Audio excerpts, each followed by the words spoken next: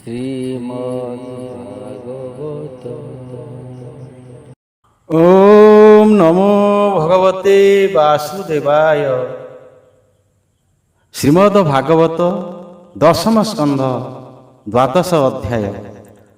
ବାଳ ଗୋପାଳ ସଙ୍ଗେ ମିଳି ବାଛୁରୀ ରଖୁ ରଖୁ ହରି ମାଇଲେ ବକ ବଶ୍ଚାସୁର। ଦ୍ୱାଦଶ ଅଧ୍ୟାୟ ସମାଚାର। ହରି ଚରଣେ ଚିତ୍ତ ଦେଇ ମୁନି ବୋଲନ୍ତି ରାଜା ଚାହିଁ।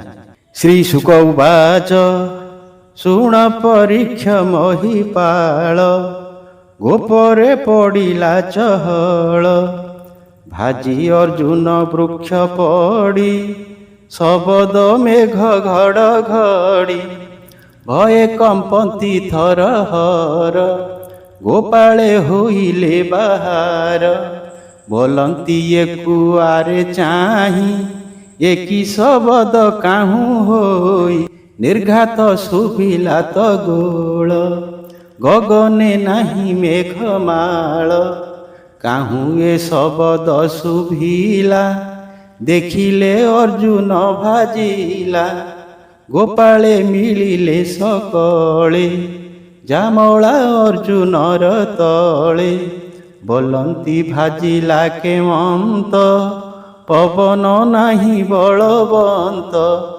ଶସ୍ତ୍ରେ ଛେଦିଲା ନାହିଁ କେହି, ଭିତରେ ମଞ୍ଜଳିକା ନାହିଁ। କିମ୍ପା ପଡ଼ିଲା ମହି ତଳେ, ବେନି ଅର୍ଜୁନ ଏକାବେଳେ। ଡାଳ ଦେଖନ୍ତେ ଏକ ଏକ, ଦେଖିଲେ ପଡ଼ିଛି ବାଳକ। ଚକିତ ହୋଇ କଲେ କୋଳ, ବନ୍ଧନ ହୋଇ ଅଛି ରୋଳ। କେ ନାରୀ କଲା ଏଡ଼େ କର୍ମ, ଚିହ୍ନିଲେ ଯଶୋଦା ନନ୍ଦନ। ବାଳକେ ବୃକ୍ଷ ମୂଳେ ଥିଲେ, ଗୋପାଳ ମାନଙ୍କୁ କହିଲେ।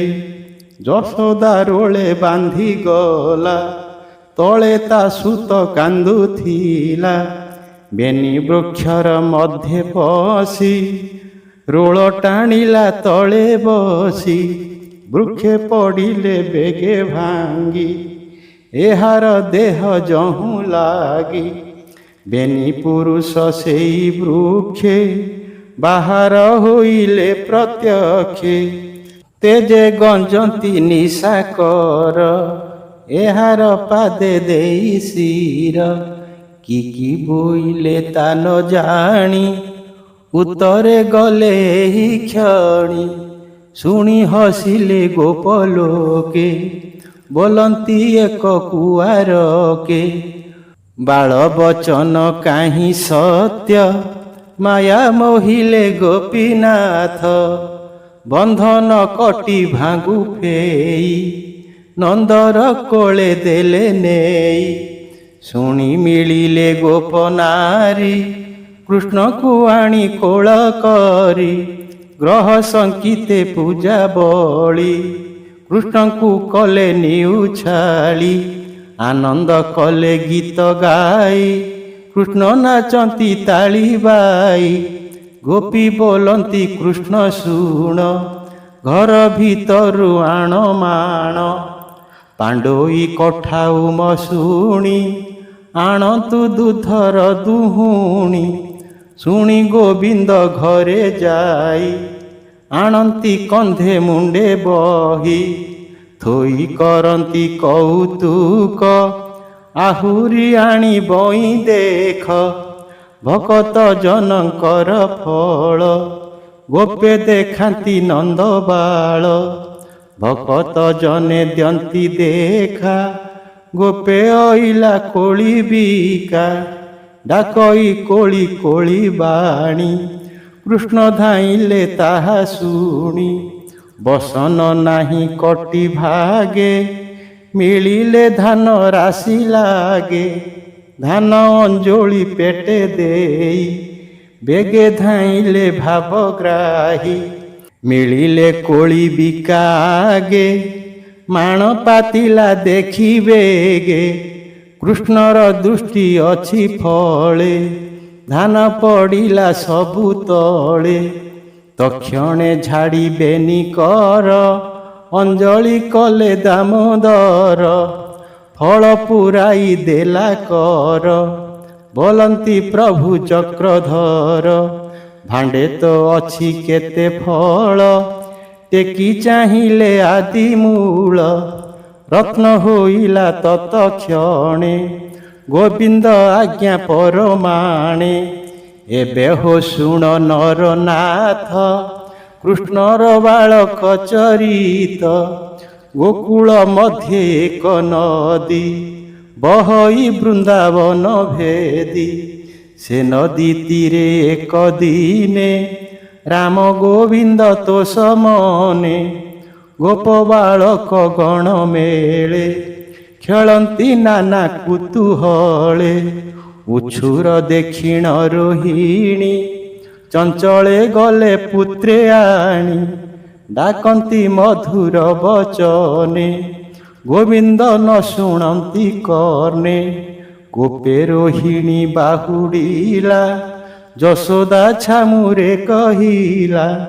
ଶୁଣି ଯଶୋଦା ଗଲା ଖରେ, କୃଷ୍ଣ ଦେଖିଲା ନଦୀ ତୀରେ। ପୁତ୍ରର ସ୍ନେହ ମାୟା ମୋହେ, ସ୍ତନ ଯୁଗଳୁ କ୍ଷୀର ବହେ। କୃଷ୍ଣ କମଳ ମୁଖ ଚାହିଁ, ଡାକଇ ଅଙ୍ଗୁଳି ଦେଖାଇ। ଆସ ମୋ ତାତ ପିୟ ସ୍ତନ୍ୟ, ଶ୍ରମେ ଆକୁଳ ତୋ ବଦନ।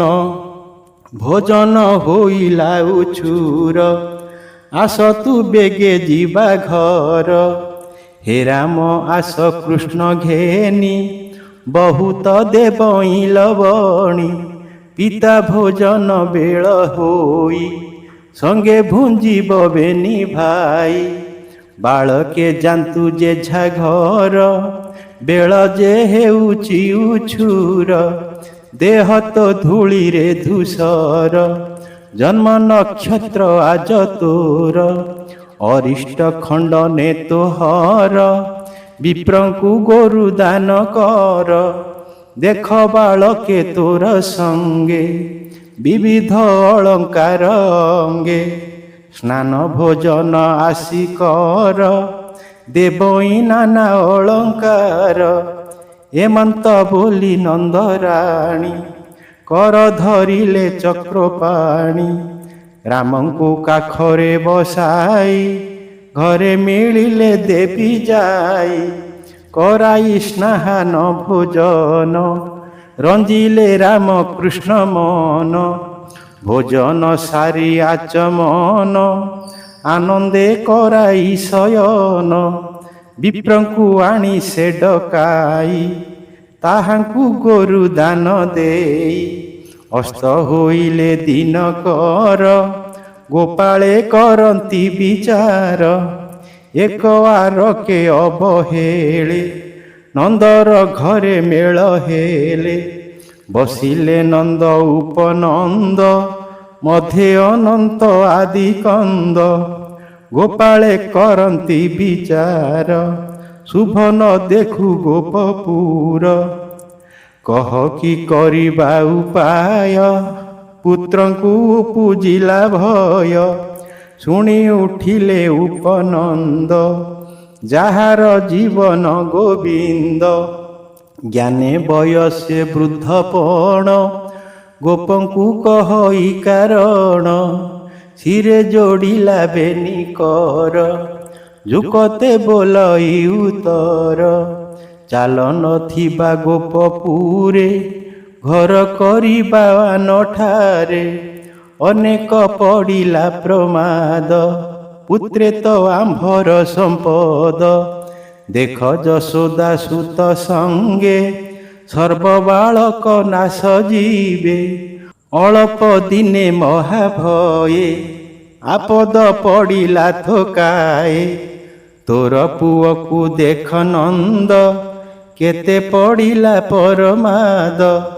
ପୁତନା ମୁଖୁ ଅଛି ତରି, ଶୂନ୍ୟ ଦୈତ୍ୟ ନେଲା ହରି। ଶକଟ ଭାଜି ଯେ ପଡ଼ିଲା, ସେବେଳେ ଗୋବିନ୍ଦ ରଖିଲା। ଏବେ ତରିଲା ପରମାଦୁ, ଜାମଳା ଅର୍ଜୁନ ଆପଦୁ। ଚାଲ ନଥିବା ଏ ନଗର, ନାଶ ନ ହେଉ ଗୋପପୁର। ଯଶୋଦା ଯେବେ ନ ଛାଡ଼ିବ, ଏକା ପୁତ୍ରକୁ ନ ପାଇବ। ଚାଲ ଆପଦ ନୋହୁ ଯିବା, ତେବେ ସେ ପୁତ୍ରଙ୍କୁ ପାଇବା। ସକଳେ ଦୃଢ଼ କର ମନେ, ଘର କରିବା ବୃନ୍ଦାବନେ। ବହୁତ ଫଳ କନ୍ଦମୂଳ, ନିର୍ମଳ ଯମୁନାର ଜଳ। ପର୍ବତ ନାମେ ଗୋବର୍ଦ୍ଧନ, ଗୋରୁଙ୍କୁ ଅଛି ଜଳ ତୃଣ। ଗୋପୀ ଗୋପାଳେ ତୋଷ ହେବେ, ବହୁତ କ୍ଷୀର ଗାଈ ଦେବେ। କାଲି ପ୍ରଭାତୁ ହୁଅ ସଜ, ଭାର ସକଟ ବେଗେ ସାଜ। ଗୋଧନ ଚଳି ଯାନ୍ତୁ ଆଗେ, ଗୋପା ବାଳକ ଧେନୁ ସଙ୍ଗେ। ସୁଖେ ରହିବା ବୃନ୍ଦାବନେ, କିଛି ନ ଭାଳ ତୁମ୍ଭେ ମନେ। ଶୁଣି ମଣିଲେ ଗୋପେ ହିତ, ନିଜ ଭୁବନେ ଉପଗତ। ଯେଝାରେ ଘେନିଣ ସମ୍ପଦ, ଜାନ୍ତେ କରନ୍ତି ସିଂଗାନାଦ। ନନ୍ଦ ଯଶୋଦା ଏକ ମେଳେ, ରୋହିଣୀ ପୁତ୍ର ଘେନି କୋଳେ। ପଛେ ଚାଲନ୍ତି ଗୋପୀ ଯୂଥ, ଗାବନ୍ତି ନାନା ରଙ୍ଗେ ଗୀତ। ସକଟ ମାନ ଯାନ୍ତି ଖରେ, ଧୂଳିରେ ଛନ ଦିବା କରେ। ମିଳିଲେ ବୃନ୍ଦାବନେ ଯାଇ, କୃଷ୍ଣ ଚରିତ ଗୀତ ଗାଇ। ଗୋପାଳେ ଧନୁସର ଘେନି, ନାନା ଶବଦେ ବେଣୁ ଧ୍ୱନି। ଯାଇ ହୋଇଲେ ବୃନ୍ଦାବନ, ଆନନ୍ଦ ଗୋପାଳଙ୍କ ମନ। ଯେ ବନେ ବିଜେ ଗୋପୀନାଥ, ସର୍ବଦା ବହଇ ବସନ୍ତ। ସୀମା ପରି ଗୋପପୁର, ଯେଝାରେ ତୋଳିଲେ ନବର। ଗ୍ରାମର ମଧ୍ୟେ ନନ୍ଦ ଘର, ଯହିଁ ବିଜୟ ଦାମୋଦର। କୃଷ୍ଣ ଦେଖିଲେ ଗୋବର୍ଦ୍ଧନ, ଯମୁନା ନଦୀ ବୃନ୍ଦାବନ। ଦେଖି ସାନନ୍ଦ ବେନି ଭାଇ, ବୋଲନ୍ତି ନନ୍ଦକୁ ବସାଇ। ଯେତେ ଅଛନ୍ତି ବସା ଘରେ, ଆମ୍ଭେ ରଖିବୁ ନଦୀ ତୀରେ। ଭୋତା ତ ନାହିଁ ତୁ ନ କର, ବସା ରଖିବୁ ଆମ୍ଭେ ତୋର। ନନ୍ଦ ଆନନ୍ଦ ମନେ କହି, କାଲି ହୁଁ ବସା ରଖ ନେଇ। ପିତାର ବଚନେ ମୁରାରି, ଆନନ୍ଦେ ଚରାନ୍ତି ବାଛୁରୀ। ଗ୍ରାମ ନିକଟେ ଥାନ୍ତି ନିତେ, ବନେ ନ ଯାନ୍ତି ଭୟ ଚିତେ। ବ୍ୟାଘ୍ର ଭଲୁକ ଆଦି ତ୍ରାସେ, ବସା ରଖନ୍ତି ଗ୍ରାମ ପାଶେ।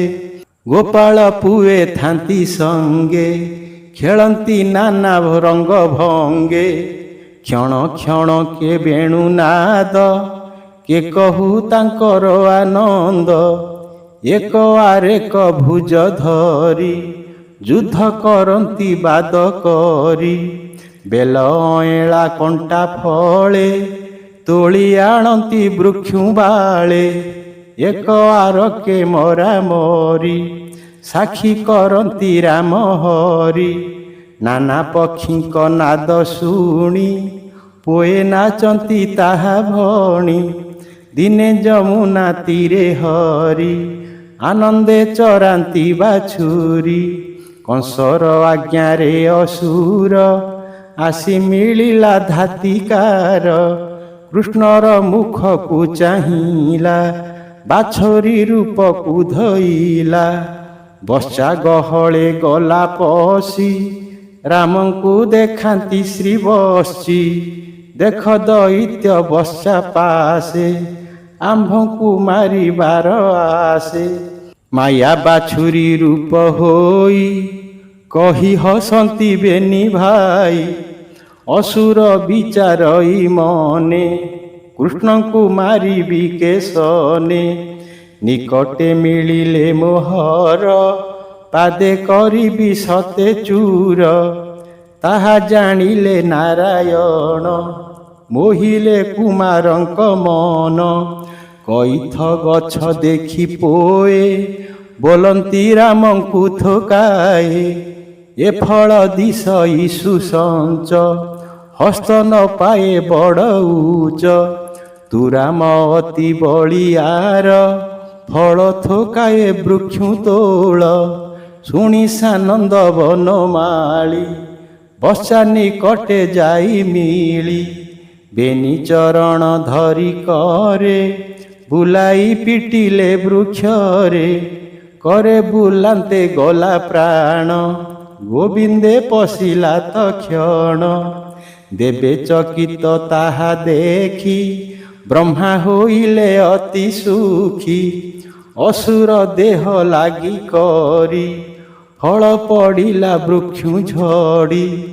ବାଳକେ ଦେଖିଣ ଚକିତ ବୋଲନ୍ତି ଧନ୍ୟ ନନ୍ଦ ସୁତ। ଆନନ୍ଦେ ଦେବେ କଲେ ସ୍ତୁତି କୃଷ୍ଣଙ୍କୁ କଲେ ପୁଷ୍ପ ବୃଷ୍ଟି। ଏମନ୍ତେ ରାମ ବନମାଳି ବସା ରଖନ୍ତେ ନାନା କେଳି।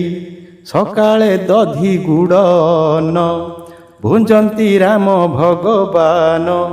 ନିତ୍ୟ ଯମୁନା କୂଳେ ଯାଇ ବସା ରଖନ୍ତି ବେନି ଭାଇ। ବାଳକେ ଯେଝା ବସା ଘେନି ଚରାନ୍ତି କରି ବେନୁ ଧ୍ୱନି। ଦିନେ ନିଦାଘେ ଖରା ବେଳେ ମିଳିଲେ ଯାଇ ନଦୀ କୂଳେ। ବସାଙ୍କୁ ପିଆଇ ବହନ ସକଳେ କଲେ ଜଳପାନ। କଂସର ମିତ୍ର ବକାସୁର ସଧୀରେ ନିହାରଇ ନୀର। କୃଷ୍ଣଙ୍କୁ ଦେଖି କାମରୂପୀ କ୍ଷଣ କ୍ଷଣକେ ଦେହ ବ୍ୟାପୀ। ନିଜ ସ୍ୱଭାବେ ମହାକାଏ ଦେଖି ଡରିଲେ ଗୋପ ପୁଏ।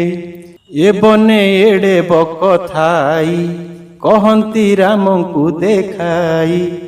ଗୋପାଳ ପୁଏ ପ୍ରଶଂସି ପର୍ବତ ଖଣ୍ଡ ପ୍ରାୟ ଦିଶି। ତ୍ରାସେ ଉଠିଲେ ବେଗେ ତୀର ଦେଖି ଧାଇଁଲା ବକାସୁର। ଘୋର ଶବଦ ବେଗେ କଲା ତକ୍ଷଣେ କୃଷ୍ଣଙ୍କୁ ଗିଳିଲା। କୃଷ୍ଣ ନ ଦେଖି ଗୋପ ବାଳେ ଢଳି ପଡ଼ିଲେ ମହି ତଳେ। ଉଠିଣ କରନ୍ତି ରୋଦନ ଚକିତେ ଚାହିଁ ଛନ ଛନ। ବକର ତାଳୁ ମୂଳେ ଥାଇ ତାହା ଜାଣିଲେ ଭାବଗ୍ରାହୀ। ଦାସ ବତ୍ସଳ ନରହରି ବେଗେ ଅନଳ ରୂପ ଧରି। ତପତ ଫାଳ ଜେହ୍ନେ ତେଜ ତାଳୁ ଦହିଲେ ଦେବରାଜ। ତକ୍ଷଣେ ଘୋର ନାଦ କରି କୃଷ୍ଣଙ୍କୁ ପକାଇ ଉଦ୍ଗାରି। ଧୀରେ ଚାହିଁଲା ବକାସୁର ପୁଣି ଧାଇଁଲା ରୋଷ ଭର। ଅସୁର ମନେ ବିଚାରଇ କୃଷ୍ଣର ଦେହେ କ୍ଷତ ନାହିଁ। ଏହାର ସୁକୁମାର ପିଣ୍ଡ ଥଣ୍ଟେ କରିବି ଖଣ୍ଡ ଖଣ୍ଡ। ବିସ୍ତାରି ବେନି ପାଟି ତୋଳି ବେଗେ ଧାଇଁଲା ମହାବଳି। ଶୂନ୍ୟ ଦେଖନ୍ତି ଦେବଗଣ ଆଗ ହୋଇଲେ ନାରାୟଣ। करे ଧଇଲେ ବେନି ପାଟି ଅସୁର ନ ପାରିଲା ଉଠି। ବାଳକ ମେଳେ ଯେ ଶ୍ରୀହରି ଚିରିଲେ ବେନି ଫାଳ କରି। ଦେଖି ମିଳିଲେ ବୃନ୍ଦାରକେ କୁସୁମ ବରସନ୍ତି ଥୋକେ। ବାଳକେ ଦେଖିଣ ଚକିତ ମାୟା ମୋହିଲେ ଗୋପୀନାଥ। ତକ୍ଷଣେ ଆଲିଙ୍ଗନ କରି ଗୋପକୁ ଆଣିଲେ ବାଛୁରୀ। ପୁଏ କହିଲେ ଯେଝା ଘରେ ପୁଣି ମିଳିଲେ ନନ୍ଦ ଦ୍ୱାରେ। ବକର ତୁଣ୍ଡୁ ବୁରିଲା ଭାଗ୍ୟ ଗୋ ଯଶୋଦାର ଥିଲା। ଚକିତ ହୋଇ ଗୋପ ଗୋପୀ କୃଷ୍ଣକୁ ଚାହାନ୍ତି ନିରୋପି। ବୋଲନ୍ତି ଧର୍ମ ନୀତି ଲୋକେ ସତ୍ୟ ବ୍ୟବହାର ଜନମୁଖେ। ନିର୍ଦୋଷ ପ୍ରାଣୀ ହିଂସା କରି ଆପଣେ ଯାଉଛନ୍ତି ମରି। ଏ ପୁଅ ବାଳକ ସ୍ୱଭାବେ ଏହାକୁ ହିଂସନ୍ତି ଦାନବେ। ତେଣୁ ହୁଅଇ ମୃତ୍ୟୁ ଯୋଗ ଅନଳେ ଯେ ସନେ ପତଙ୍ଗ। ପଣ୍ଡିତ ଜନଙ୍କର କଥା କେବେ ହେନୁ ହଇ ଅନଥା। ଯାହା କହିଲେ ଗର୍ଗ ଋଷି ରାମକୃଷ୍ଣଙ୍କୁ ପରଶଂସି। ସେ କଥା ହୋଇଲା ପ୍ରମାଣ ଏହାଙ୍କୁ ରଖେ ନାରାୟଣ। ଆପଦ ଦେଖି ନନ୍ଦରାଏ ଶାନ୍ତି ଯେ କରାନ୍ତି ଥୋକାଏ। ଗୋପେ ଗୋବିନ୍ଦ ଅଙ୍ଗ ସଙ୍ଗେ ତରିଲେ ଭବ ଜଳୁ ରଙ୍ଗେ। ସେ ହରି ଚରଣେ ବିଶ୍ୱାସ କହଇ ଜଗନ୍ନାଥ ଦାସ।